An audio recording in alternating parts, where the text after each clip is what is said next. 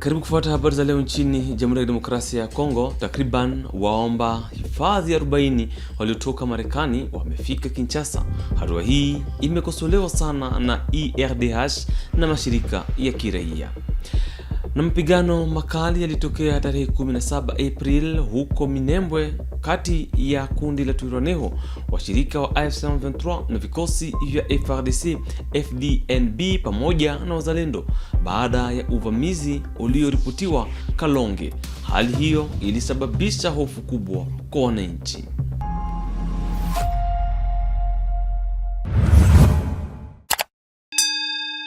Hujambo. Takriban waomba hifadhi 40 waliotumwa kutoka Marekani wamefika Kinshasa usiku wa kuamkia Ijumaa tarehe 17 April mwaka huu. Kufika kwao ni sehemu ya makubaliano ya uhamiaji kati ya Kinshasa na Washington. Hata hivyo, hatua hii imekosolewa sana na taasisi ya haki za binadamu pia na shirika za kiraia nchini Jamhuri ya Kidemokrasia ya Kongo. Ketia Rugamika. Taasisi ya utafiti wa haki za binadamu IRDH imeonyesha wasiwasi mkubwa baada ya kuwasili Kinshasa Ijumaa tarehe 17 April asubuhi kwa kundi la watu karibu 40 waliokuwa wanaomba wahifadhi waliotolewa kwa nguvu kutoka Marekani kuja DRC. Ndege ya binafsi ilitoka Louisiana, Marekani na ilitua katika uwanja wa ndege wa Njili majira ya saa 8 usiku baada ya kupitia Dakar na Accra. Kulingana na taasisi hiyo, kitendo hiki si kizuri. Ni kama Marekani inakimbia majukumu yake ya kulinda wakimbizi. Pia wanasema hii inapingana na sheria za kimataifa zinazokataza kurudisha watu kwenye hatari. IRDH inasema Marekani inajaribu kukwepa majukumu yake na kufanya jambo ambalo si halali na linaweka maisha ya watu hatarini. Hii inapinga sheria za kimataifa za haki za binadamu. Kwa IRDH, kuwasili kwa kundi la kwanza la watu karibu 45 waliobebwa na kampuni ya ndege Omni Air International ni mwanzo wa utekelezaji wa makubaliano na uhamiaji kati ya Kinshasa na Washington. Taasisi hiyo pia inasema wakimbizi wengi wanatoka Amerika ya Kusini na wanapelekwa katika hoteli karibu ya uwanja wa ndege chini ya ulinzi wa polisi ya taifa ya Kongo. IRDH inaonyesha kwamba DRC kwa kukubali kupokea watu hawa inaweza kujikuta na lawama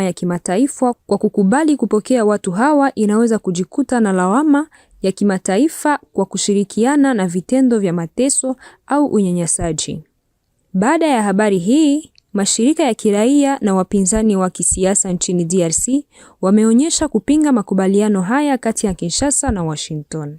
Tujielekeze mashariki. Mapigano makali yalitokea Ijumaa tarehe 17 April katika maeneo ya juu ya Minembwe kati ya kundi la Twirwaneho linaloshirikiana na AFC M23 na vikosi vya pamoja vya FARDC FDNB pamoja na wazalendo. Mapigano haya yalitanguliwa na uvamizi ulioripotiwa katika mashamba ya wananchi huko Kalonge. Hali hii ilisababisha hofu kubwa kwa wakaazi wa eneo hilo kulingana na mashirika ya kiraia. Les wazalendo tous coalition attaque toujours à provenance de Kalonge Kakenge. Ce matin même il y a des armes qui sont en train de s'entendre ici à Madébou là où je suis. Mais je ne sais pas précisément, mais quand même il faut lancer toujours le cri d'alarme qu'il n'y a pas tout ce que l'on est en train de nous tromper qu'ils sont dans des réunions suisses ou quoi, il n'y a pas de résultats ici à Minembwe. Sont toujours sur bombardement. C'est toujours là, c'est Kalonge, Kakenge. Et ce sont des villages, il y a de la population qui est en train de cultiver, qui sont toujours ciblés, s'ils aillent au chat, on tire, ça parle même de drones. Je crois que vous avez su qu'hier, il y a une maman qui a été blessée par drone, Nyantebuka, une femme du Rundu. Il est interné à l'hôpital général. Elle a été blessée le 15.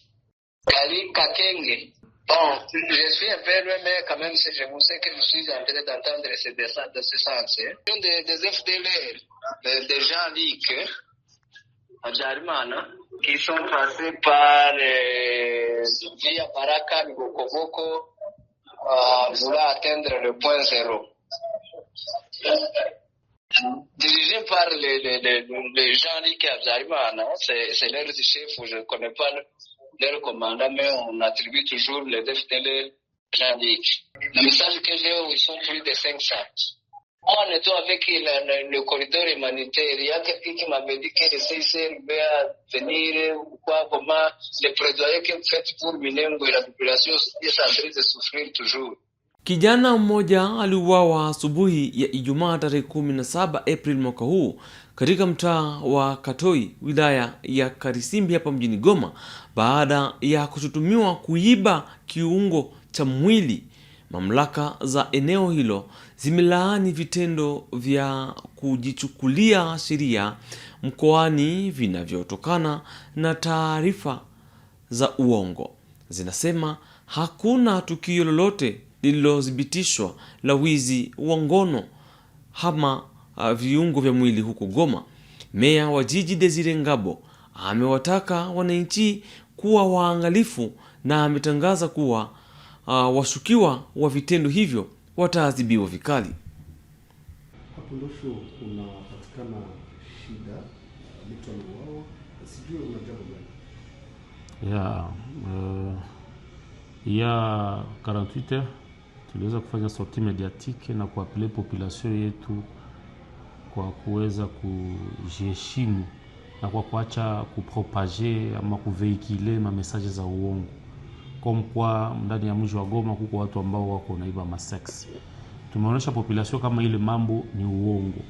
Paske muda ambao ilipita tulipataka 9 ya watu ambao walikuwa waswandiza waliibiwa masex.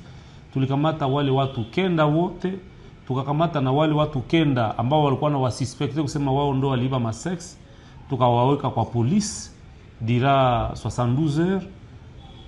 Fort malheureusement wote ambao walikuwa nasema waliibiwa masex walifika en arriva juste à la police, tulikuwa na contrôler, hakuna mtu ambaye alikuwa amepoteza sex yake. Tukawaacha pale muda wa siku 3, 9 zote hakuna mtu ambaye non seulement alifikaka pale yake sex imepotea, kila mtu alikuwa na organe genitale yake, na kila mtu 3 jours après, kila mtu hakuna kitu ambacho kilitoka. Tukikuwa conclure kusema kama ile mambo ni mambo ya uongo, na tukaalika watu kusema tutalumizana bure, tutauana bure. Mais fort malheureusement kuna watu ambao hawakusikia. Leo nous venons de perdre un jeune garçon du nom de Bianda Bahidika Jarma. C'est un originaire du Sud Kivu ambaye il vient d'être lapidé par la population comme quoi ameiba sexe ya watu. Et pourtant le mambo ni ya uongo sana. Imaginez-vous mtu anakufa tu hivi ovyo ovyo mbalabala comme quoi ameiba sexe et pourtant hakuiba sexe ya mtu. Unasikia? Yaani watu wengine wanaanza penda kuprofite na ile rumeur juu ya kuweza kufanya mareglement de compte. Yaani kama niko na probleme na wewe, isifini kuona mbalabala nilalamike tu ke umeniba sex na mtu apigiwe majira. Watu waache ile mutindo. Basi spe wote ambao waliparticipe kwa kile kitu wote wamekuwa arete. Mtu yeyote ambaye atakwenda kutaniwa fasi za vile, mtu yeyote ambaye atakwenda kutaniwa, uko na filme, uko na lalamika, uko na mtu yeyote ambaye atakwenda kutaniwa, tutakuwa na mfunga. Hatupendi tena tusikie mambo ya hili. Kitu kingine ni kuapele population kwa kuacha majustice populaire. Kama mtu mmekutana mtu yeyote amefanya makosa, mko na uongozi yenu, chama chenu cha AFC M23 ni chama ambacho kinawasekirize sur tous les plans. Kama kuko mtu ambaye amefanya makosa, mkamate ule mtu, mumubebe kwa cadre de base ite police, cadre de base ite service husika, tufike tuweze kufuatilia mambo. Lakini ile esprit ya uuaji, que ce soit les motards, que ce soit watu kama gani wabiko zunguka mbalabala, ile esprit ya uuaji tuitoshe mkichwa. La vie humaine est sacrée. Tuache esprit ya kukimbilia. Kitu ya kwanza mwakili yetu sikuwa kwa kuua. Hata kama mtu amefanya kosa, nous devons d'abord protéger la personne. Tumumbe ku service husika, service zifuatilie. Et imaginez-vous par exemple, si c'était vrai bameiba mtu sexe, même si c'est faux. Wewe bamekuiba sexe kisha mwamekuiba banamuua, kisha sasa sexe itarudia na nini? Sura kama ni ujinga ambao tuko naingia ndani. Gavana wa muda wa jimbo la Haut-Katanga Martin Kazembe amewataka wananchi wa Mitwaba kukataa makundi ya waasi. Alitoa wito huu wakati wa ziara yake umbali wa zaidi ya kilomita 300 kutoka Lubumbashi. Amewahimiza wakaazi kujitenga na wanamgambo wa Maimai Bakatakatanga wanaohusika na mashambulizi ya hivi karibuni katika eneo hilo. Le calme est désormais revenu à Mitwaba Centre après les attaques perpétrées dans les villages Nkonga et Lusinga par des mouvements insurrectionnels. Une accalmie rendue possible grâce à l'implication du gouverneur intérimaire du Haut-Katanga, Martin Kazembe Choula, et les services de sécurité. Dans le but de consolider cette stabilité retrouvée, l'autorité provinciale s'est rendue ce mercredi dans cette cité pour sensibiliser la population à ne pas céder à la manipulation des ennemis de la paix. À cette occasion, Martin Kazembe Choula a appelé ses administrés à s'aligner tous derrière le chef de l'État, Félix Antoine Tshisekedi Tshilombo, initiateur de plusieurs projets de développement dans cette partie de la province du Haut-Katanga. Le gouverneur Martin Kazembe Choula a également exhorté la jeunesse à ne pas adhérer aux mouvements insurrectionnels. Il a invité les chefs coutumiers à plus de vigilance ainsi qu'à la dénonciation de tout mouvement suspect. Sur le plan éducatif, l'autorité provinciale a encouragé les élèves à redoubler d'efforts à l'examen d'État 2026 afin de bénéficier de la bourse Excellence ya Wantanchi parrainée par la fondation Lona de la première dame Denise Dekeru Tshisekedi. Tunakuya hapa baba president de la République anatutuma pour que tukwe tumitembelee ni mukadre sécuritaire. Ya kwanza na nipolesha kwa magumu yenyewe nilipata juu ya maneno ilipitikana umu bale babantulie balikuwa kuseme terreur hapa kwetu Mitwaba, na bale bantu najua ni batu banatoka mafashi ngine, surtout mwe batoto ya sheferi ya Kiona Ngoi, bandugu yangu bazee bashimi influence ataka loko bashiko kumionesha hii bulongo ni bulongo ya bankambo yenu, njo tulibere njo tufanye Katanga ikalake. Et puis ni muntu eko na flesh eko kama na mpanga atalibere je mwingine na ile flesh na mpanga. Alors napenda ninionyesha hiki na ukweli, ne vous laissez pas dribbler. Au Katanga haina plein de jeux hapa, haina terrain d'essai. Dans la soirée, les patrons de la province est entretenu avec le représentant de la société civile ainsi que les chefs traditionnels de Mitwaba. Ces échanges ont précédé la tenue du conseil provincial de sécurité élargi à l'administrateur du territoire.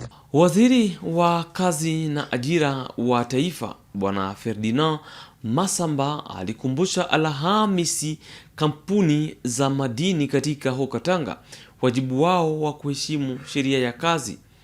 Alisitiza umuhimu wa kusaini mkataba ya ajira kwa wafanyakazi na kutekeleza kiwango kipya cha mshahara wa chini ama SMIG, pesa 14,000 kwa kiwango cha kwanza na 21,000 kwa kiwango cha pili kinachotumika tangu Januari.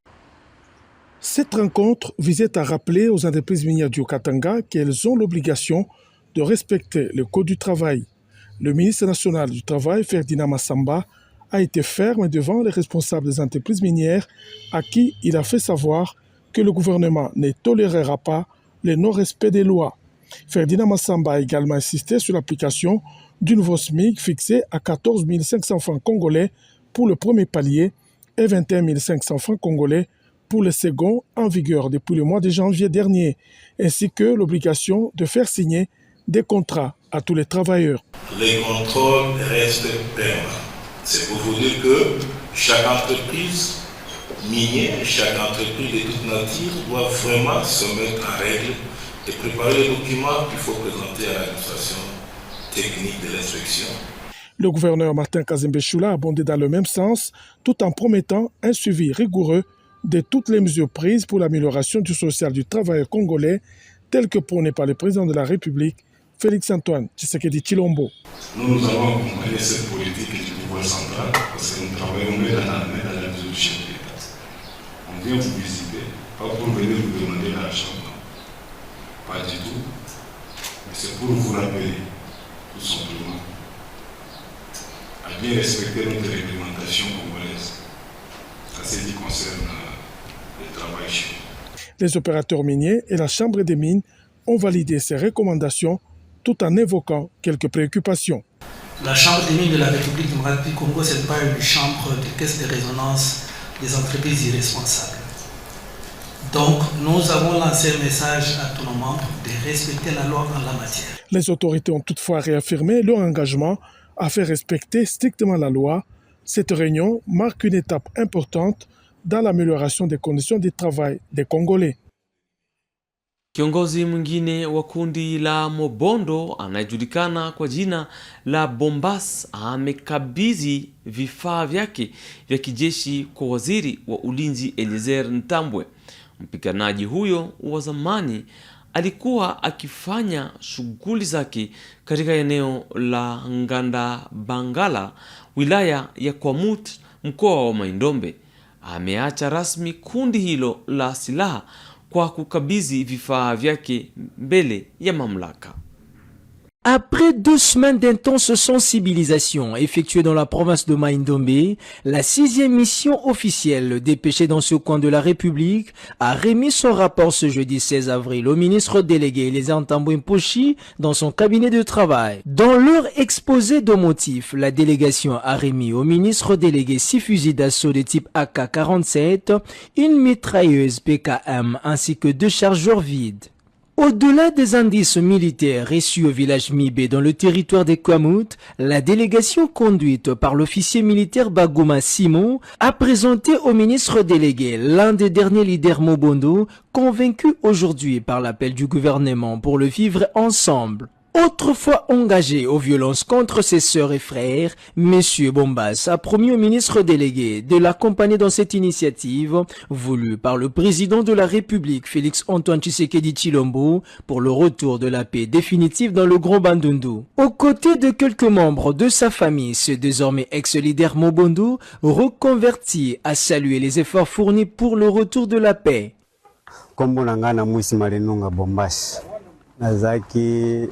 Kokamba Nganda Bangala Nganda Bangala mobimba ezaki na maboko na biso mboka chaise na biso ezaki mashita kizungu lokola toye seketo ndimi yango nyonso kimia ezala na biteni oto wuti oyo akobandela lisusu wana etali ye etali biso te.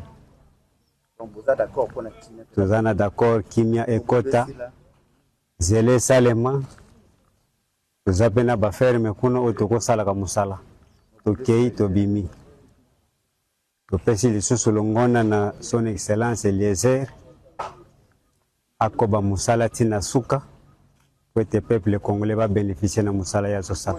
Ému par la qualité du travail réalisé sur le terrain, le ministre délégué Eliezer Ntambwe Mposhi a réitéré son message pour le vivre ensemble entre les 2 communautés Teke et Yaka, longtemps opposées pour des raisons obscures. Le ministre a de nouveau rappelé le souci du président de la République pour le développement du Grand Bandundu.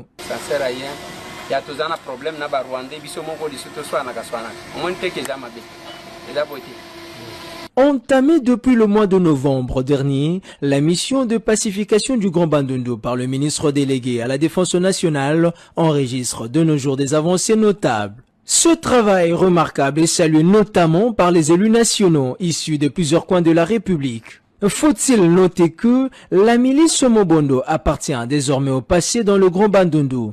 À ces jours, aucun mort n'a été enregistré depuis décembre 2025.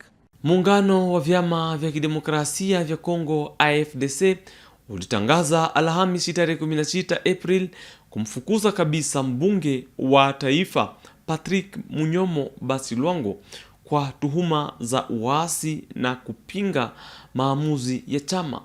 Uamuzi huo ulisainiwa Kinshasa na kiongozi mkuu wa chama Seneta Modeste Bahati Lukwebo kufuatia mapendekezo ya kamati ya nizamu. Au député national radié du parti politique Alliance des Forces Démocratiques du Congo, AFDC. Cette décision a été rendue publique ce jeudi 16 avril 2026 au terme d'une réunion du directoire national élargie aux députés nationaux et responsables des structures du parti cher au professeur Modeste Bahati Lukwebo. Les deux anciens membres de l'AFDC ont été radiés pour des faits graves, des rébellions contre les décisions du parti et pour dissidence.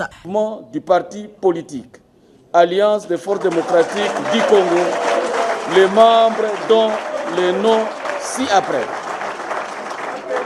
1. Monsieur Otto Baizi Clovis. 2.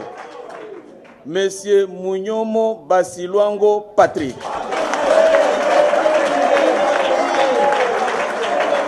Article 2. Le secrétaire général est chargé de la notification de la présente décision qui entre en vigueur à la date de sa signature. La décision a été adoptée à l'unanimité par la plénière du parti sous les applaudissements nourris. Qui sont pour la radiation de ces deux Mpendwa mtazamaji, ni pamoja na habari hizo toka Kinshasa. Tunakomesha habari za leo nchini DRC. Tuchukua kutufuata mwanzo hadi mwisho. Tukutane mwanzo mwa juma kwa habari zingine.